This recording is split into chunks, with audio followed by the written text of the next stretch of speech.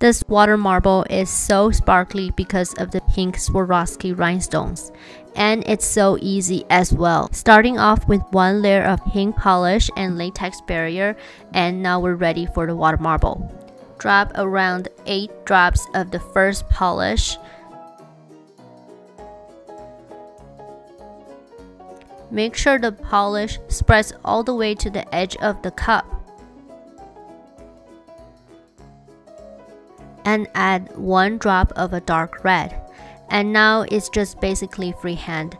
You just want to pull the red polish apart and then draw the freehand design.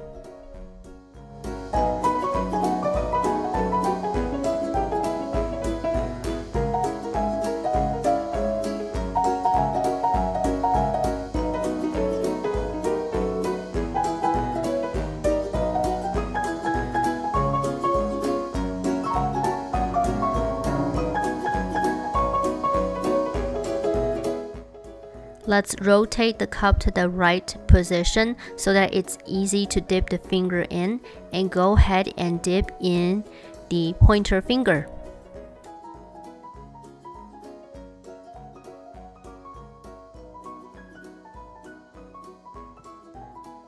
While the finger is underwater, I go ahead and gently blow on the surface of the water so that the polish dries quickly, and use a toothpick to pick up all the remaining polishes on the surface, and slowly pull out the index finger, and now you're all done.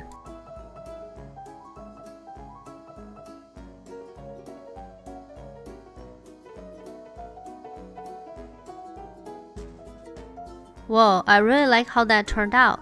Now let's do that again for the middle finger. Following the same steps as last time, we are dropping in a lot of the first polish, following up with that red polish, and just go ahead and do the freehand. You will end up with a different design, of course, but that's always the fun of water marble. You always end up with something slightly different.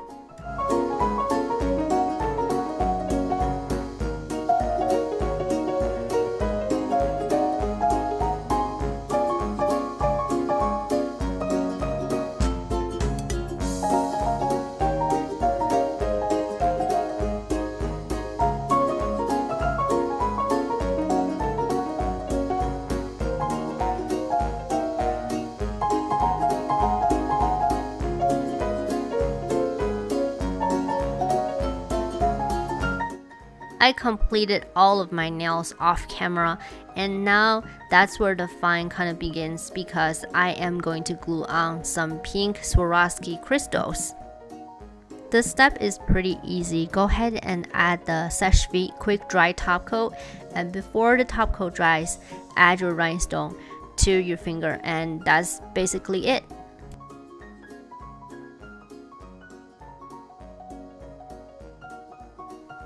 Now I really hope you guys enjoyed this design, because sometimes you guys ask me, my polish does not really spread in the water, what should I do?